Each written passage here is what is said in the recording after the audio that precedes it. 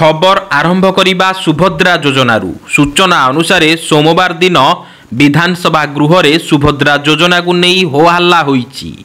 सुभद्रा योजना रे प्रतिश्रुति पालन होई नथिबा अभियोग रे एही हो हल्ला होईची। सुभद्रा योजना रे सबु महिला को सामिल करिवा पई दाबी करी प्रथमे गृह रे बीजेडी सदस्य माने हट्टगोल करिथिले। बाचस्पति पोडियम निकट रे बीजेडी सदस्य हो हल्ला करिथिले। परे कांग्रेस विधायक माने मध्य बीजेडी सदस्य मानक सह नाराबाजी देइथिले। से समय रे मुख्यमंत्री मोहन माझी एक प्रश्नर उत्तर देउथिले। परवर्ती खबर सुभद्रा योजनार समस्त सूचना पाई सोमवार सुभद्रा पोर्टाल उन्मोचन करिचंती उपमुख्यमंत्री प्रभाती परिडा। सुभद्रार समस्त सूचना एणिकी सुभद्रा पोर्टाल रे उपलब्ध हेबो। सुभद्रा योजना विषय रे जानिबा पई चाहुथिले जणे हिताधिकारी subhadra.odisha.government.in लॉगिन करी सर्विसेस सूचना पाई परिबे। उपमुख्यमंत्री कहिचंती किछि तथ्य जानिबा पई चाहुथिले पोर्टाल रु ही जानि परिबे। सुभद्रा योजनार फॉर्म बंटन आरंभ होई जाईची। 4 तारिख रु फॉर्म संग्रह आरंभ हेबो।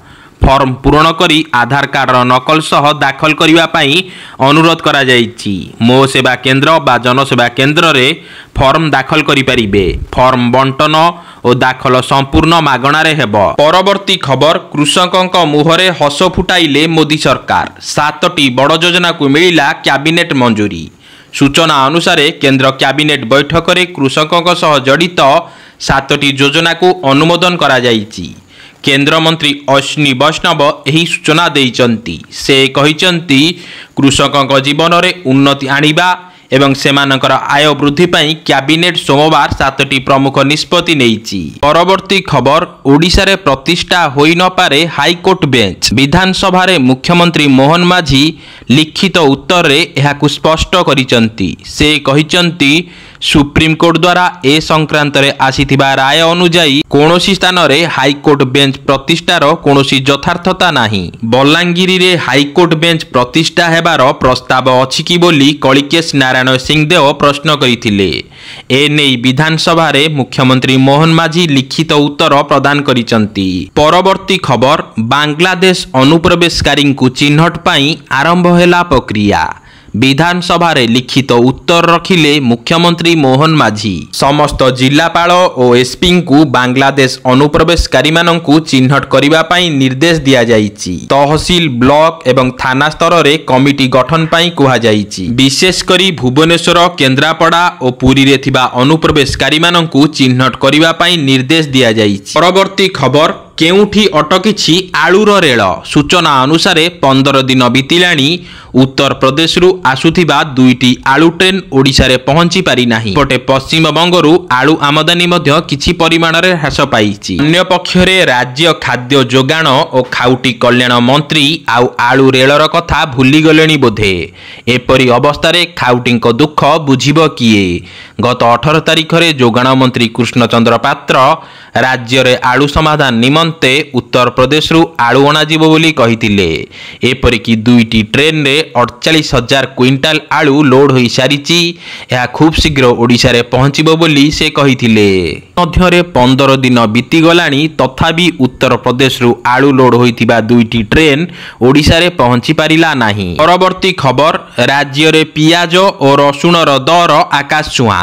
स्थिति एमिति हेलानी जे लोक पियाज और रसुण किनिया पाई डरिलेनी। एपरिकी दर वृद्धि पाई कॉर्पोरेट हाउस को दायी कले ओडिशा व्यवसायी संघ। सूचना अनुसार ओडिशा व्यवसायी महासंघर महासचिव सुधाकर पंडा कहिचंती कॉर्पोरेट हाउस भूमिका समस्त को बाधुची। कॉर्पोरेट हाउस अनैतिक भावे दर वृद्धि करुचंती। सरकार एथिप्रति दृष्टि नदेले आगकू भयंकर स्थिति हेबो। अनैतिक उपाय रे अत्यावश्यक सामग्री होर्डिंग करी रखिबा सह मार्केट रे मन इच्छा दर वृद्धि करुचंती एमाने। एनजीओ माध्यम रे सर्वे करी कॉर्पोरेट कंपनी मार्केट रे जेउ सामग्री अभाव रहुची से सबु सामग्री होर्डिंग करी रखिबा सह दर वृद्धि करुचंती। रसुणर दर वृद्धि मध्य सेथि पई होईची। सरकार गच्छित सामग्री एकाउंट तनखी कले से सबु जना पड़िबो। ए दिगरे सरकारंकर केते आंतरिकता रहिची ताहा जना नाही बोली से कहिचंती।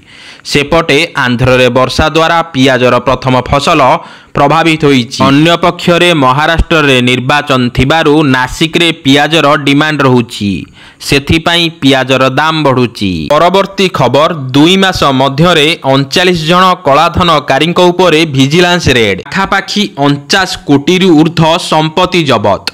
सूचना अनुसार नुआ सरकार आसिबा परे गत 2 मास मध्यरे 39 जन सरकारी कर्मचारी उपरे विजिलेंस करिछि रेड। सेमानकठारु जबत होईछि 50 कोटी 35 लक्ष 98 हजार 714 टंका। 2023 अगस्त 1 रु 2024 अगस्त 25 मध्यरे विभिन्न सरकारी कर्मचारी उपरे रेड होई जबत होईछि 115 कोटी 75 लक्ष 60 हजार 965 कोटी टंका। सूचना अनुसार विधानसभा उपसेना महापात्र प्रश्नर उत्तर रे मुख्यमंत्री मोहन माझी एही उत्तर रखिचंती। दायित्व नबा परे एक्शन मोड रे आसीचंती नुआ सरकार। आय बहिर्भूत संपत्ति ठूल अभियोग रे प्रतिदिन जारी रही विजिलेंस रेड। कलाधन ठूल करी बंधा होइचंती नुआ नुआ कुबेर। परवर्ती खबर बुलडोजर एक्शन उपरे लागिला ब्रेक। सोमवार बुलडोजर एक्शन उपरे उद्वेग प्रकाश करिचंती सुप्रीम कोर्ट। जणे व्यक्ति दोषी साब्यस्त होइथिले मध्य तांकर घर भंगा जाई पारिबो नहीं बोली कहिचंती सुप्रीम कोर्ट।